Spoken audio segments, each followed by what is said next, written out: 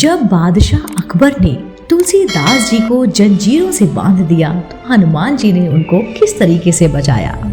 जी हाँ दोस्तों, ये कहानी आज मैं आपको अपने चैनल द्वारा आप तक पहुंचाने जा रही हूँ। आइए मेरे साथ सुनिए। रामचरितमानस के रचयिता गोस्वामी तुलसीदास जी उत्तर भारत के विदेशी तुर्क मुगल बादशाह अकबर के शासन क्षेत्र में रहा करते थे।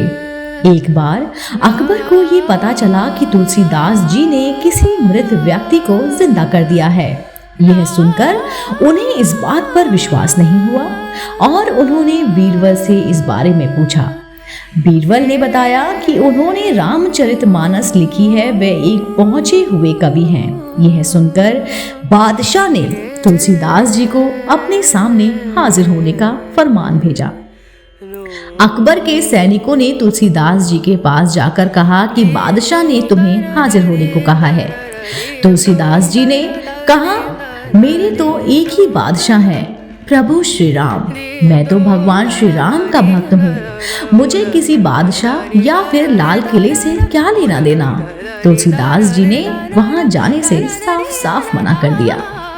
यह जब बात बादशाह को पता चली तो उन्होंने तुलसीदास जी को बंदी बनाकर उनके सामने पेश होने को कहा।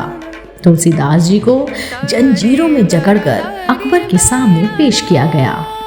अकबर ने कहा, मैं बादशाह हूँ और तुम्हें नहीं मालूम कि एक बादशाह के सामने सिर झुकाकर खड़े रहना होता है। यह सुनकर तुलसीदास जी ने कहा, मेरा सिर तो मेरे प्रभु श्री राम के सामने ही झुकता है, क्योंकि वे ही तीनों जहां के मालिक हैं। यह सुनकर बादशाह अकबर और क्रोधित हो गया और उसने कहा, हम चाहे तो अभी तुम्हारा सिर कलम कर सकते हैं या तुम्हें बंदी बनाकर कारागार में डाल सकते हैं। देखते हैं कि फिर तुम्हारे प्रभु श्री राम तुम्हें कैसे बचाते हैं। इस पर तुलसीदास जी ने कहा, मेरे प्रभु श्री राम को मुझे बचाने की कोई आवश्यकता नहीं है, क्योंकि यह तो बहुत छोटा सा काम है। यह काम तो प्रभु श्री राम के भक्त हनुमान जी ही कर देंगे। यह सुनकर अकबर और भी क्रोधित होकर बोला, सिपाहियों, इस दुष्ट को कारागार में डाल दो। यह सुनकर जंजीर में जकड़े तुलसीदास जी को सैनिक जंजीरों से खींचने लगे और तुलसीदास जी ने हनुमान जी का स्मरण किया और उनके मुख से हनुमान चालीसा निकलने लगी। अकबर ने पूछा, ये क्या बोल रहा है? तब बीरबल ने कहा कि यह हनुमान जी से प्रार्थना कर रहा है। तुलसीदास जी हनुमान चालीसा पढ़ रहे थे कि तभी थोड़ी देर में वहां पर लाखों बंदरों ने एक साथ हमला कर दिया। अचानक हुए इस हमले को देखकर सारे सैनिक घबरा गए और इधर उधर भागने लगे। अकबर को भी अपनी जान बचाने के लिए ऊपर गलियारे में भागना पड़ा।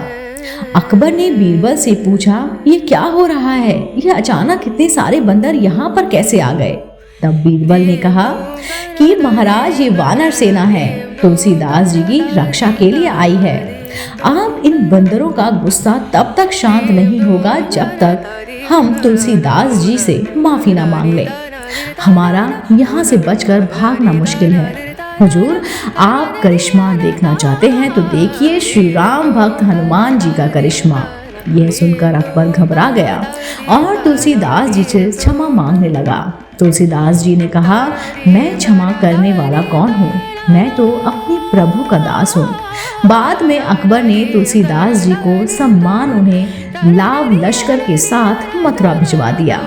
कहते हैं कि बाद में हनुमान जी ने तुलसीदास के सामने प्रकट होकर कहा, तुमने मेरे प्रति जो स्तुति पढ़ी है वह अद्भुत है।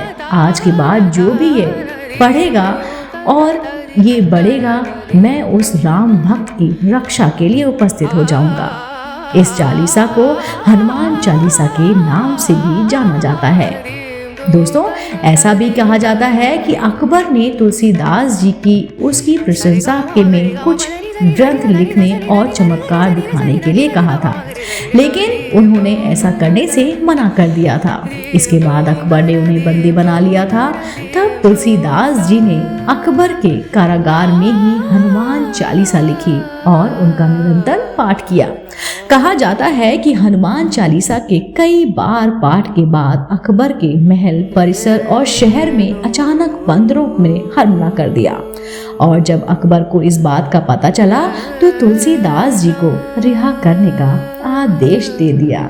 जय सिया राम, जय जय हनुमान। दोस्तों, अगर आप भी राम भक्त हैं, अगर आप भी हनुमान भक्त हैं, तो आप मेरे चैनल पे जाइए और मेरे चैनल पे कमेंट कीजिए और उसमें लिखिए जय सिया राम, जय जय हनुमान।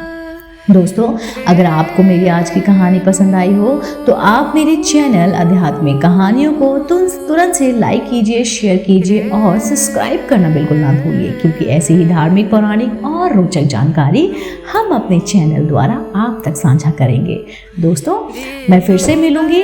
आप देख रहे थे आपका अपना पसंदीदा YouTube चैनल आध्यात्मिक कहानियाँ।